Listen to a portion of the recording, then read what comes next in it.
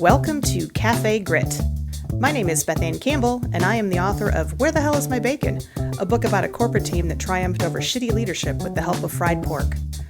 I open Cafe Grit as a place where you can join me in figuring out how to channel your grit and find your voice in the world, whatever that means for you. This is the place to go when you've got the hankering for purpose, the taste for fulfillment, and you're tired of living the rat race. Thanks for stopping in. Cafe Grit is now open for service.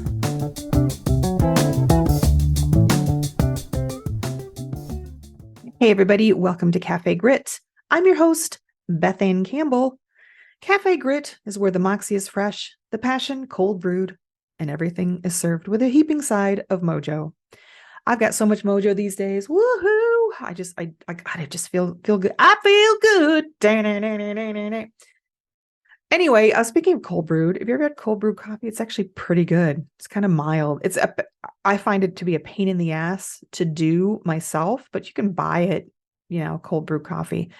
And it's kind of smooth, kind of nice. I get my coffee from this awesome place in Floyd, Virginia. It's south of Roanoke, and they do online orders. So if you're somebody who's interested, maybe think about it.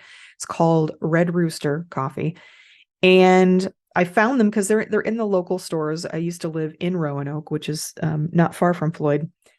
And they had them in the stores. I can find it actually out here in Central Virginia as well. But when I lived in Roanoke, I discovered them and realized how great they were. And so when I moved away, so now I order their coffee, and it's different every time I order. So I probably do 3 or 4 orders a year. It's not cheap, but it is so worth, if you're a coffee person, the smell when you open a bag of coffee that has been ground 2 days ago and comes from, all these great sources that they have. It's just wholly different than when you go to your local grocery store and buy your, even some of the stuff that I think is a little bit better, like Starbucks. It's just not quite the same. So I'm definitely enjoying and really kind of developing a little bit of a palate for. Before it was just like random, whatever they had. I like a light or a light medium roast. And but now I'm developing a little bit of palate. I'm actually getting favorites. And so which is going to be hard, because if they don't have that available on any given order, then it's going to be a little tough. But anyway, speaking of coffee, so I'm talking today about something that I've been involved with or started doing just in the last couple of weeks. So and it involves coffee, by the way. That's why I started with coffee, because we're going to go back to coffee. So I live here in Central Virginia here with my awesome husband, Sean, and our dog, Moxie, the Chrome Cannonball. And we've been here for just about 3 years.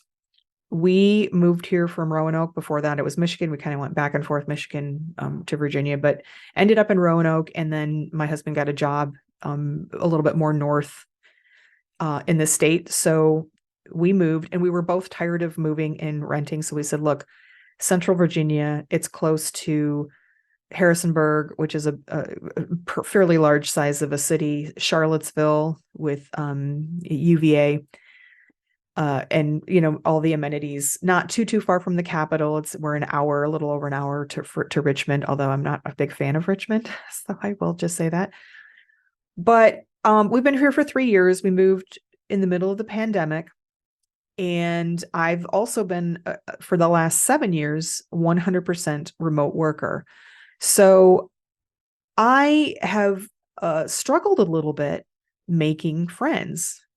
Not that I've put out a huge amount of effort, but I don't engage in the kinds of activities that some people do, where you are just naturally around people where you would find someone that you click with. And it's important to find that click, right? Because not all personalities or backgrounds are a good fit for everybody.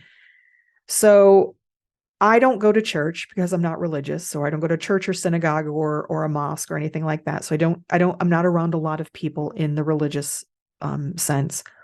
I don't have young children, so I'm not in the school system.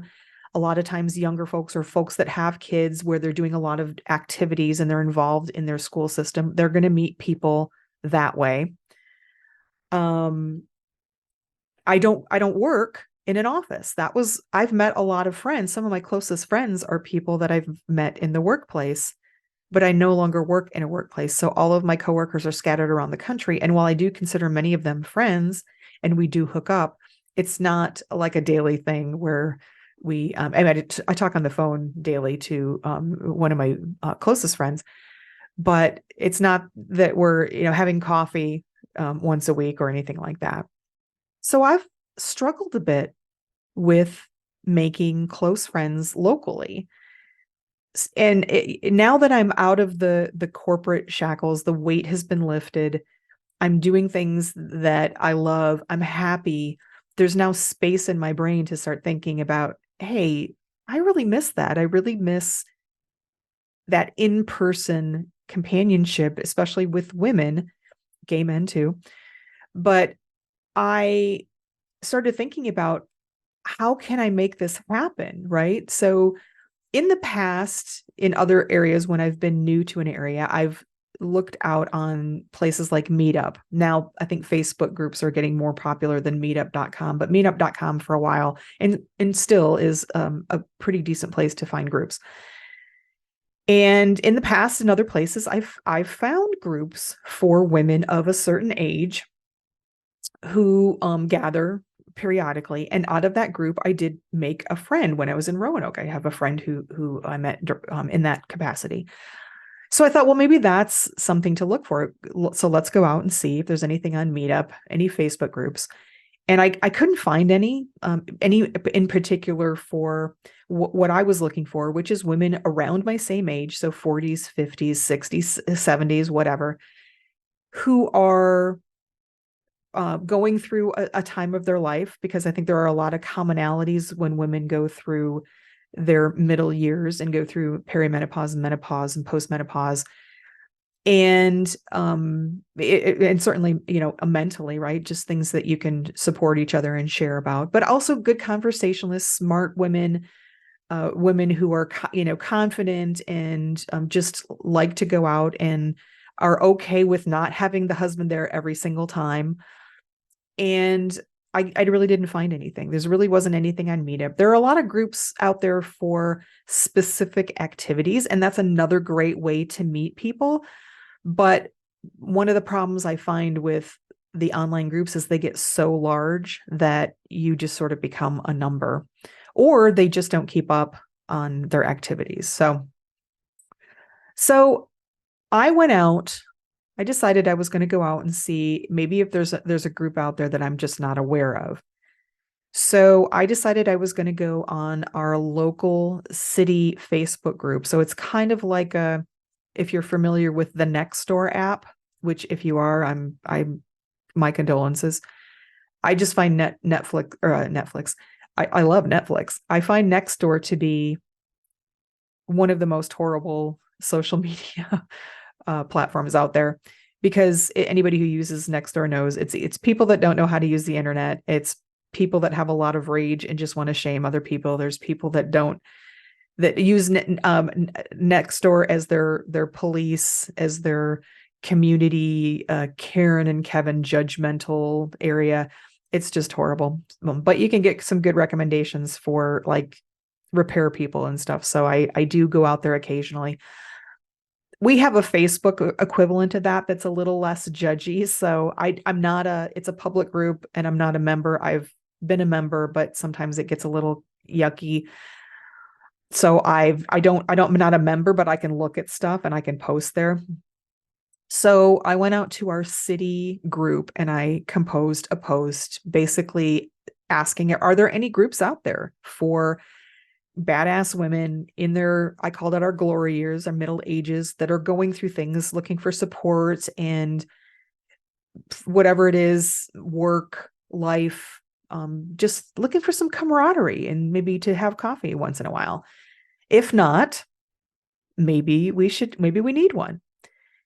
And as I was writing this, there was a little bit of my inner voice, her name is Liz. She's kind of a fucking bitch sometimes, but I know she's just being there to protect me. But Liz kind of came in and was making me feel like why am I doing this? Beth, you're going to put this post out there and everyone's going to think you're this desperate middle-aged woman who can't find friends. But you know what?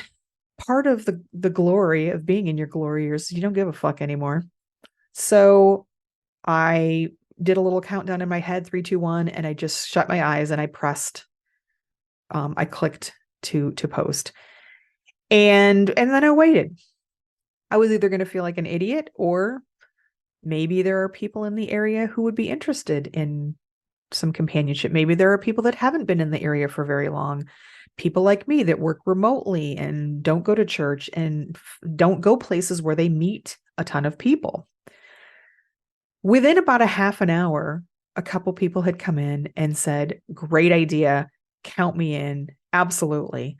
And for the rest of the day, there were quite a few people responding saying, this is a great idea, I need this, let me be a part of this. So I went out and created a Facebook group and a local group, private group, because I knew sometimes we would be talking about things that we don't want out there.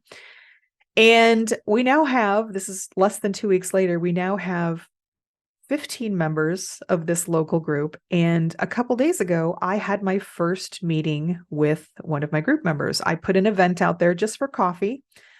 I passed this lovely coffee place in Verona, Virginia, called Northridge Cafe and Coffee, or Coffee and Cafe. I've never been there before. And apparently my husband has several times asked if I would ever want to try it, and I was very poo-pooing it. So I apologized to my husband. It's actually a really nice place, and I probably wish we would have tried it earlier.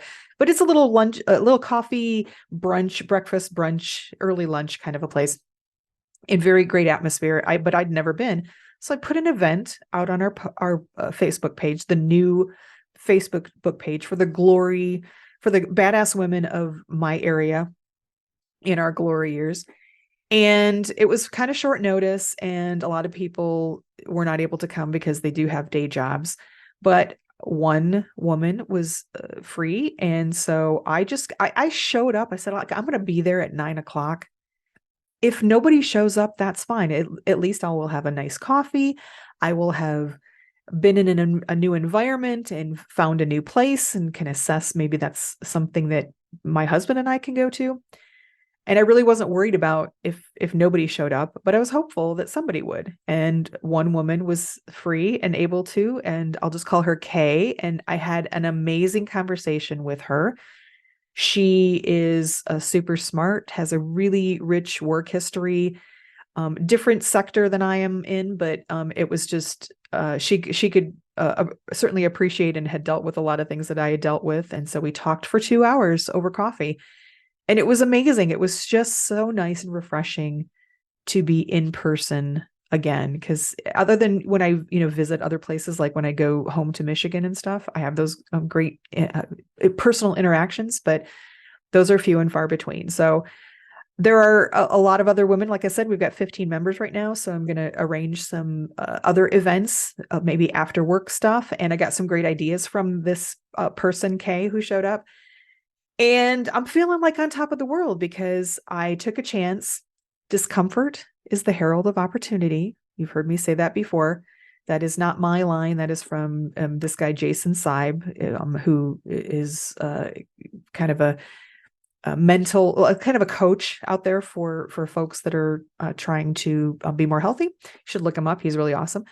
But discomfort is the herald of opportunity. I heard from him, and I cannot underscore working through that fear and putting ourselves in uncomfortable positions and situations. As I talked about in a few episodes ago about how my mother used to do when I was a kid, she would make me take responsibility for if I wanted to start a lesson of some sort, or if I wanted to quit a lesson, she wouldn't do it for me. She wouldn't do my dirty work. And so every time I can put myself in a position of discomfort and work through the fear, and it works out great, because in this case, discomfort truly was the herald of opportunity, because I have all these great women that I'm so looking forward to meet and have that companionship. And I feel good about having moved through that fear. It's just another instance of being able to show that, look, the world did not crumble around me, and it actually turned out better. So anybody out there who is maybe challenged with making friends or finding friends, think outside the box, and you might just have the same kind of luck and good fortune and